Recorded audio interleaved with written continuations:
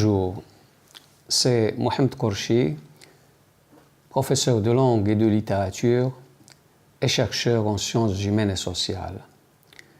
Dans le propos précédent, nous avons essayé dans un premier temps de relater succinctement les facteurs essentiels qui ont contribué à la décadence de la rhétorique occidentale.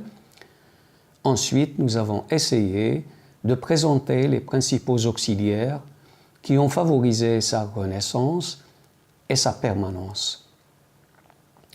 Dans les deux propos qui vont suivre, nous allons essayer d'évoquer le noble et glorieux ouvrage de quelques grands penseurs, rhéteurs et orateurs arabo-musulmans qui se sont inspirés des pensées orientales antiques en général et de la pensée grecque en particulier. Pensées qu'ils ont traduites, commentées et enrichies, contribuant de la sorte à la promotion du savoir, de la science et de la connaissance en général, de la philosophie, de la grammaire et de la rhétorique en particulier. Pour les besoins de la cause, et en raison de la richesse du sujet, deux propos spécifiques seront à l'honneur. Le premier portera sur l'apport des principaux penseurs du Mashrek, c'est-à-dire de l'Orient arabo-musulman, et le second sur l'apport des principaux penseurs arabo-musulmans du Maghreb et de l'Andalousie. Le propos d'aujourd'hui sera donc consacré à l'apport des principaux penseurs du Mashrek. Quant à l'apport des principaux penseurs arabo-musulmans du Maghreb et de l'Andalousie, il fera l'objet d'un autre propos à venir. Quel est donc cet apport? Comme nous l'avons souligné précédemment, les principes de celui qui fut considéré comme le prince des philosophes, c'est-à-dire Aristote, ont été incessamment repris, développés et complétés à travers les siècles, d'abord par les Romains, ensuite par les penseurs arabo-musulmans du Mashrek, de l'Andalousie et du Maghreb.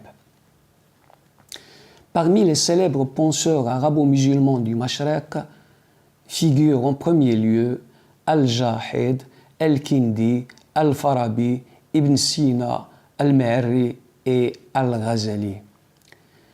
C'est grâce à la clarté de ces esprits lumineux et vivifiants de la pensée arabo-musulmane de l'époque que la clarté et le réchauffement ont pénétré dans la pensée occidentale, pensée qui a été jusque-là établie dans les ténèbres épaisses du Moyen Âge et demeurée sans grandeur et sans gloire.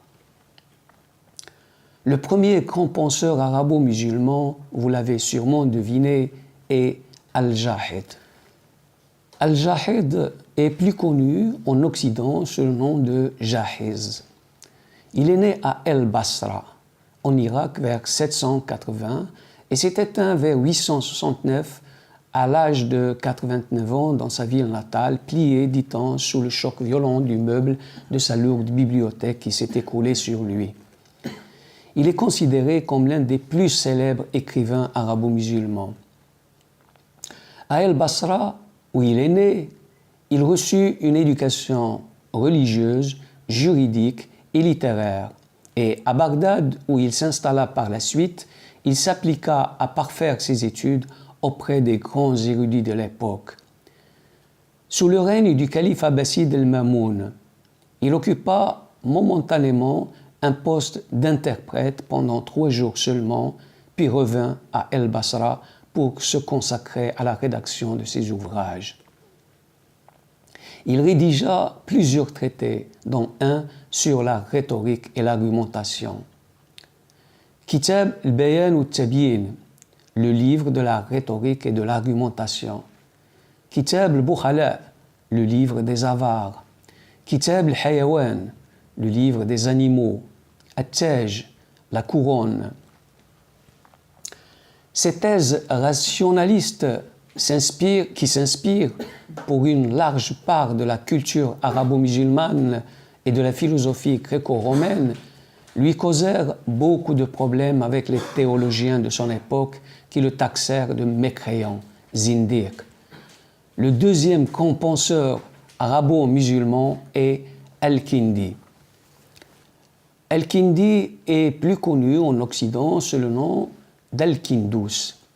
Il est né à El-Koufa en Irak vers 805 et s'est éteint à Bagdad vers 873.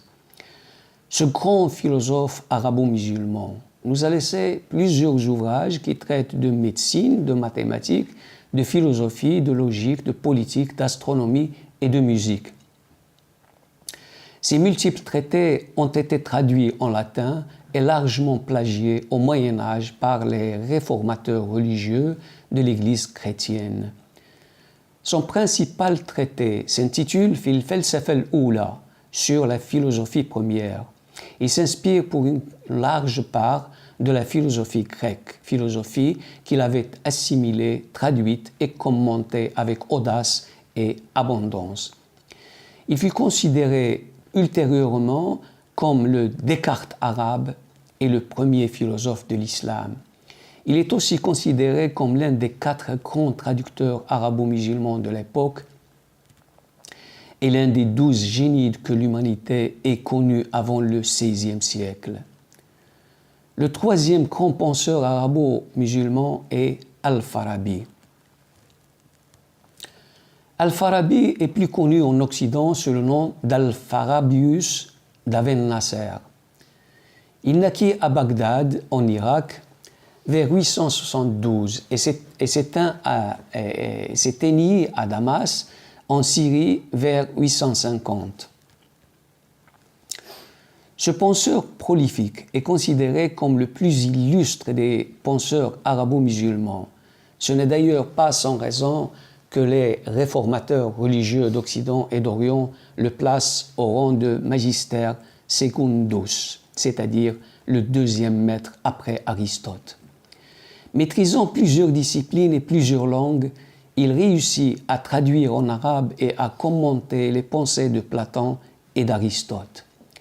Il réussit en outre à concilier la philosophie d'Aristote et celle de Platon dans un ouvrage monumental intitulé Al-Jam'u aw Tawfiq bayna ra'yay al-hakimayn Aflaton wa Aristo, traduit sous le nom de l'accord entre les doctrines des 2 sages, Platon et Aristote.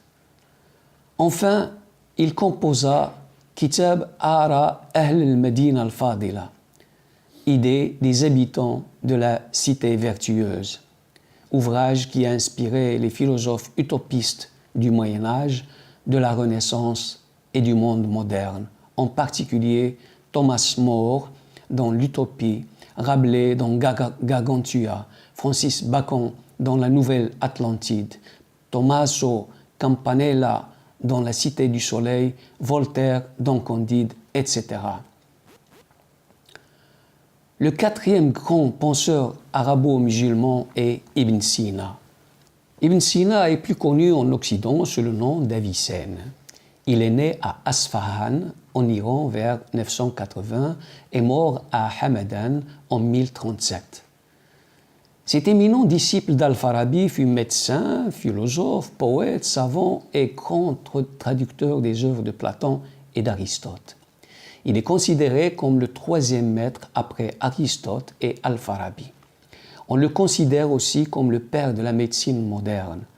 Il composa plusieurs ouvrages, dont Asrar al-Hikma al-Mashriqiyya, Les secrets de la sagesse orientale, Kitab Shifa, le livre de la guérison, traduit pour la première fois au XIIe siècle par l'écrivain italien Gérard de Crémone, Al-Qanoun fi Tibb, le canon de la médecine. Ce dernier ouvrage fut la base des études médicales aussi bien en Orient qu'en Occident. Ces essais philosophiques s'inspirent parfois des pensées d'Aristote et de Platon. Le 5e grand philosophe arabo-musulman du Mashriq est Abul Ala al-Maharri. Abul Ala al-Maharri est né à Maharrat al-Nu'man en Syrie vers 973 et s'est éteint dans sa ville natale en 1058. Il est considéré comme le plus grand philosophe-poète musulman. À l'âge de 3 ans, il tomba malade et perdit la vue. Mais cette cécité ne l'a pas empêché de poursuivre ses études. D'abord auprès de son père, ensuite auprès des grands savants de Bagdad et des universités de l'époque, jusqu'au jour où il reçut la nouvelle du décès de sa mère. Suite à cela, il entra dans une phase de grande mélancolie qui l'obligea à regagner sa ville natale où il séjourna jusqu'à sa mort. Ces écrits, qui traduisent un profond pessimisme dû peut-être à ses cécité précoce et à la disparition prématurée de sa mère, s'inspirent pour une grande part de la philosophie arabo-musulmane et des pensées de l'écrivain grec Lucien. Ces pensées ont à leur tour influencé le poète italien Dante, qui s'en inspira pour rédiger la Divine Comédie, et l'écrivain français Fontenelle pour rédiger le Dialogue des morts. On trouve aussi les traces de ces pensées dans le Dialogue des morts de l'écrivain français Fénelon, dans l'éloge de la folie de l'humaniste hollandais Erasme, ainsi que dans les œuvres des 2 philosophes allemands Schopenhauer et Nietzsche. Ses plus célèbres ouvrages sont Sakte Zind, l'étincelle du silex, Rasail, correspondance, Risalat al-Ghufran, épître du pardon, Al-Luzumiyat, impérative. Enfin, le 6e grand philosophe arabo-musulman du Mashrek est Abu Hamid al-Ghazali. Abu Hamid al-Ghazali est né à Tous, dans le Khorasan, en 1058 et décédé dans sa ville natale en 1111. Il est plus connu en Occident sous le nom d'Al-Ghazal. Il est l'un des plus grands penseurs et théologiens musulmans. C'est pour cela qu'on l'a surnommé Hujjatul Islam, preuve de l'islam, ou Zin-Din, l'ornement de la religion. On lui doit, entre autres ouvrages, Ihya Ulum-Din, revivification des sciences religieuses, qui est considérée comme une œuvre fondamentale, Al-Munqidh min al-Dalal, délivrance de l'erreur, et Al-Jawahir al-Ghawali, les perles précieuses. Il est aussi l'auteur de Tahafut al-Falasifa, incohérence des philosophes, auquel répondit énergiquement Ibn Rushd Averroès dans Tahafut, incohérence de l'incohérence, et Ibn Tufayl dans Hayy ibn Yaqdan, le vivant fils de l'éveillé. Après ce bref passage en revue de la vie et de l'apport des grands penseurs arabo-musulmans du Mashrek, qui ont contribué à relancer la philosophie et la rhétorique occidentale en la commentant, en l'organisant et en l'enrichissant, il serait utile maintenant de nous pencher sur les grands penseurs arabo-musulmans du Maghreb et de l'Andalousie. Qui sont-ils et quels sont leurs principaux ouvrages? C'est ce que nous allons voir dans le prochain propos de cette série de vidéos consacrées au savoir et au savoir efficace, qui essaye de joindre la justesse de l'esprit à la tendresse du cœur. J'espère, comme disait ce grand penseur, qu'ils seront utiles à quelques-uns sans être nuisibles à personne. Merci de m'avoir écouté et à bientôt.